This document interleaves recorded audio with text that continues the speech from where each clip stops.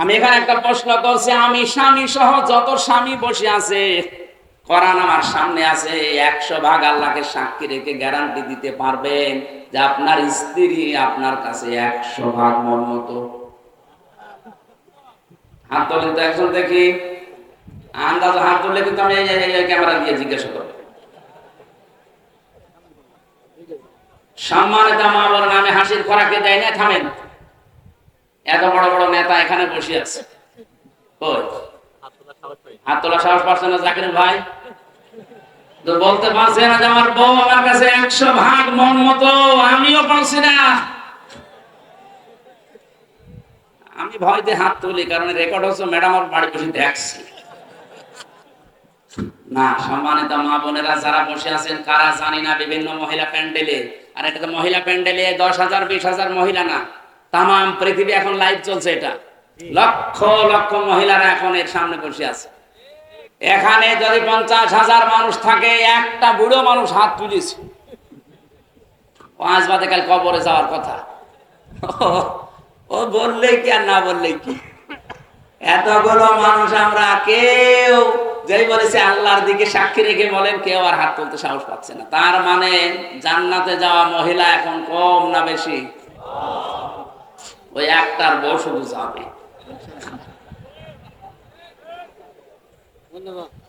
আলহামদুলিল্লাহ, যাক, বুড়ো মানুষ হলো ভালো। আপনার বউর জন্য আমরা দোয়া করব। আপনি হাসতেছেন, বলেন তো, একটা মানুষ বাঁধতে কেউ সাহস পেল না।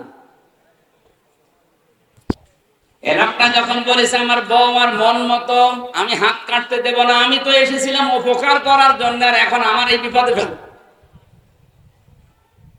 তখন বলছে ঠিক আছে, ভাবে থাকো, পোশাক পায়খানা তো প্রয়োজন হয়েছে এই মহিলার, কিন্তু হাত তো ছড়ে না, কি করবে? শেষে ওই দেশের প্রধান বিচারপতি ছিলেন ইমাম মালিক রহমতুল্লাহ আলাইহি। মদিনায় তিনি বাস করেন।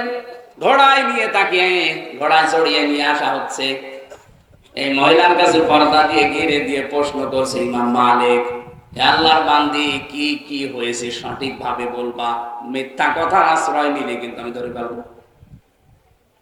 ঘোড়া থেকে প্রথম থেকে একটা একটা করে বলছে, আমি এই করেছিলাম, আমি তো আপন মনে এসে লাশ ধোয়ানোর জন্য প্রসাব পায়খানা পরিষ্কার করে শুধু রানের উপরে হাত দিয়েছি, আর হাতটা আটকিয়ে গেছে। ইমাম মালিক বলছে, না, আমার একটা কথা কেমন যেন ছাড় ছাড় মনে হচ্ছে।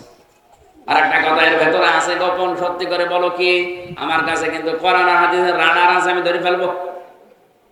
ধমক দেওয়ার পরে মেয়েটা বলছে, ইমাম, আমি যখন লাশ ধোয়াতে চাচ্ছিলাম, পোশাক পায়খানা পরিষ্কার করিয়ে যখন প্রাণের উপরে হাত দিয়েছি, ওই সময় এই মহিলার প্রতি একটা খারাপ ধারণা নিক্ষেপ করেছিলাম। মনে মনে বলেছিলাম, কাউকে আমি শোনাইনি, মনে মনে আমি বলেছিলাম, তুমি তো উপরে ফিটফাট, কিন্তু ভেতরে তোমার তো সদরঘাট। কারণ হচ্ছে, এই তোমার বাড়িতে আমি একটা পুরুষ মানুষকে একদিন প্রবেশ করতে দেখেছিলাম, পরবর্তীতে জানতে পারলাম ওইটা আসলেই ওর আপন নিজের বড় ভাইয়ের ছেলে। বলেন তো, ভাইয়ের ছেলে ওই মেয়েটার সম্পর্কে কি হয়? ফুফু। কি হয়? ফুফু বুঝলেন? 14 জন মহিলার সাথে, 14 জন পুরুষের সাথে একজন মহিলার দেখা করা যায় গেছে কয়জন? তার ভেতরে ভাইয়ের ছেলে নেই। এক কথা বুঝতেছেন? এই যে মাহারাম পুরুষ, এই 14 জনের ভেতরে ভাইয়ের ছেলে, আপন ভাইয়ের ছেলে হলে যায় গেছে। অথচ সেটা আমি না জেনে খারাপ মন্তব্যর উপরে নিক্ষেপ করেছিলাম। আল্লাহর নবী জানিয়েছেন, মান সালিমাল মুসলিমুনা মিন লিসানিহি ওয়া ইয়াদিহি। আমি হাদিসটা প্রথমে পড়েছিলাম।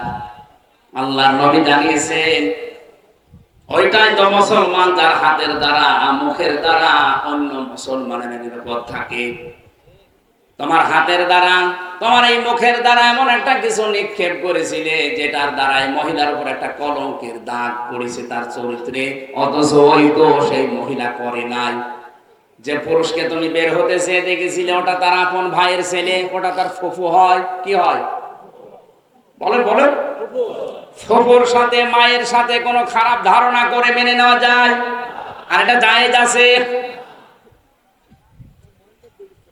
শেষ পর্যন্ত তুমি যখন এই ধারণাটা মুখ দিয়ে মনে মনে নিক্ষেপ করেই দিয়েছো, মহান আল্লাহ তোমাকে ছাড়ে নাই, এই পাপের শাস্তি দুনিয়ায় পাঠিয়েছে।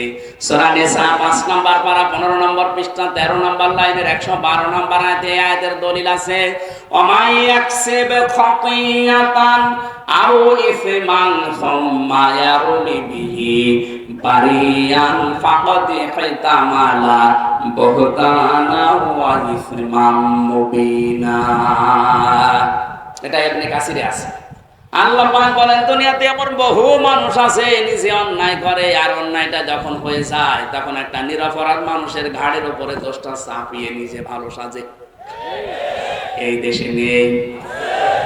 কথা বলে না কেন? নিজে অন্যায় কাজ করেন, নিজে ঘুষ খান, নিজে সুদ খান, আর একটা নিরপরাধ মানুষের উপরে দোষটা চাপিয়ে দিয়ে তার জীবনটা নষ্ট করে দেন। আল্লাহ বলেন, ফাকাদ ইহতামালা বুহতানা ওয়া ইসমান মুবিনা। এরকম অপরাধ যারা করে তারা যেন প্রকাশ্য পাপের বোঝা বহন করে নিয়ে বেড়ায়। আজ হয়তো আমরা এটা দেখতে পাচ্ছি না, তাই যদি আদম নবীর ওই শরীয়ত থাকতো তাহলে গুনাহগুলো আজ আমরা দেখতে পেতাম, আপনি রাস্তায় বের হতে পারতেন না।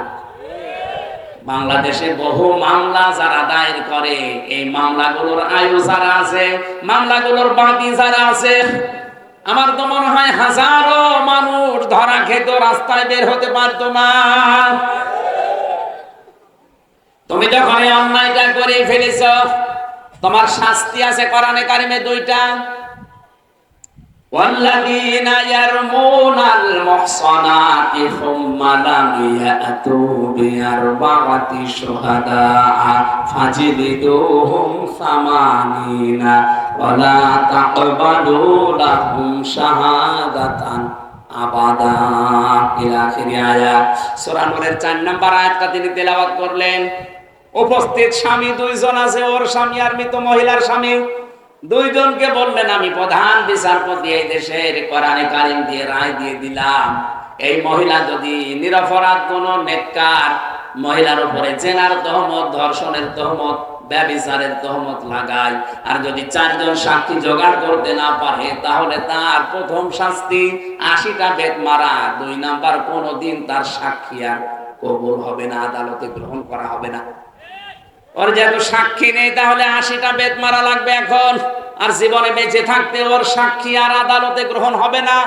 এই আয়াতটা যদি আজ বাংলাদেশের সংসদে 53 বছর আগে কায়েম থাকতো, এই কথা বলছেন, কত মানুষের সাক্ষী এমনি বাতিল হয়ে যেত। আমার মামলার চার্জশিট দিয়েছে, বিচার শুরু হবে। বলেন তো এই মামলায় কিছুই আমি জানি না, আনসার আর কি যেন নাম দিয়েছো, জীবনে ছাতা নামও শুনি নাই। এখন এই মামলায় যারা সাক্ষী দেবে, মামলার আয়োজনী আছেন, অবশ্যই সাক্ষী তো আছে, নাই তো রিপোর্ট দিল কি করি। এই সাক্ষী যারা দেবে, কোরআন আমার সামনে, আল্লাহর কসমে মামলায় যারা সাক্ষী দেবে, বলেন একটা কথা সত্য বলতে পারবে? সব বানিয়ে মিথ্যা কথা বলা লাগবে। যারা কোন নিরপরাধ মানুষের উপরে কোন দোষ চাপিয়ে, ওটা যদি সত্যি সত্যি না হয়, প্রমাণ না হয়, তাহলে 2টা শাস্তি কোরআন তাদের দিয়েছে। 80টা বেত মারা লাগবে। 2 নম্বরে, জীবনে আদালতে তার কোন সাক্ষী মরণ পর্যন্ত কবুল হবে না, গ্রহণ হবে না। জাল্লাদকে ডাক দিয়ে বলে, শুরু করে 80টা বেত মারা শুরু হয়ে গেছে, 79টা পার হয়ে গেছে, কিন্তু হাত খোলে না। জাল্লাদ ডাক দিয়ে বলে, ইমাম, কোরআন দিয়ে তো রায় দিলেন, কিন্তু হাত তো খোলে না। ইমাম মালিক বললেন, না, ওয়া তাম্মাত কালিমাতু রাব্বিকা সিদকাও ওয়া আদলা লা মুবাদদিলা লিকালিমাতি। কোরআনে কারিমে আল্লাহ বলেন, আমার কালামে যা কথা আছে সব সত্য কথা, সব ইনসাফপূর্ণ কথা, আর কোনদিন আমার কালামের কথা পরিবর্তন হবে না। যেহেতু আমি 80টা বেতের কথা জানিয়েছি, সামানি না, 80টা মারতে হবে, 79টা হয়েছে। আমি আল্লাহর কোরআনে 100 ভাগ বিশ্বাস করি, বিচার আমি কোরআন দিয়ে করেছি, এটা সঠিক হয়েছে, তুমি আরেকটা মারো। জাল্লাদকে যখন বলে আরেকটা মারো, সঙ্গে সঙ্গে 80টা শেষ হতে হাত চট করে যেতে দেরি হয়নি। আমি শুধু সুবহানাল্লাহ নাউজুবিল্লাহ পড়ার জন্য বলি নাই। এখানে শিক্ষা কি? নিরপরাধ কোন মানুষের উপরে যে বিষয় সে জানে না এরকম একটা তহমত যদি কেউ লাগিয়ে দেয়, ওটা যেন প্রকাশ্য পাপের বোঝা বহন করে নিয়ে বেড়ায়, এটা কিন্তু ওই মহিলাকে দিয়ে আল্লাহ দেখিয়েছেন। আমার মনে হয় এটা যদি আজ বাংলাদেশে আল্লাহ দেখাতো, কত মানুষ এমনিতে ওয়াজের আগে ভালো হয়ে যেত। এখানে জাহান্নামে হতমারা দরজা উন্মুক্ত তাদের জন্য যারা সামনে পেছনে মানুষের গীবত করে, আন্দাজে দোষ চাপিয়ে দেয়, এর কথা ওর কাছে লাগায়, তালাতালি করে সম্পর্ক নষ্ট করে দেয়। এই এতটুকু অপরাধের কারণে এই ভয়ঙ্কর দরজা দিয়ে আপনি যাবেন, আপনি কোনোদিন কল্পনা করেছেন? এখানে হাজার হাজার মানুষ, আমার মনে হয় অনেক মানুষ এমন পাওয়া যাবে দুনিয়ার কোনো বিষয় নিয়ে কথাবার্তা বন্ধ করে আজ 3 দিন 7 দিন 10 দিন 3 বছর কথা বলে না। কি অপরাধ করেছে? মুরগিতে ধান খেয়েছে, এই অপরাধ না। যারা 3 দিনের বেশি পার হয়ে গেছে কথাবার্তা বলেন না, যদি আজকের এই ময়দান থেকে এটা মিটিয়ে যেতে না পারেন, আর এই অবস্থায় যদি মরে যান, আপনি বেঈমান হয়ে মরবেন। এক্ষুনি মেটানো লাগবে। শুধু ওয়াজ শুনতে আসা না, এখান থেকে ওয়াজ বাড়ি নিয়ে যাওয়া লাগবে। কথাবার্তা বন্ধ করে দিয়েছেন 3 দিনের অধিক, এরকম কেউ থাকলে হাত তোলেন তো। কি কথা বন্ধ করেছেন কোন কারণে? না, আখিরাতের কোন বিষয় আল্লাহর সাথে রিলেটেড, ইসলামের সাথে, ওইটা হলে বাদ আলাদা। দুনিয়ার কোন বিষয়ের সাথে সম্পর্কিত কোন বিষয় নিয়ে যদি কথা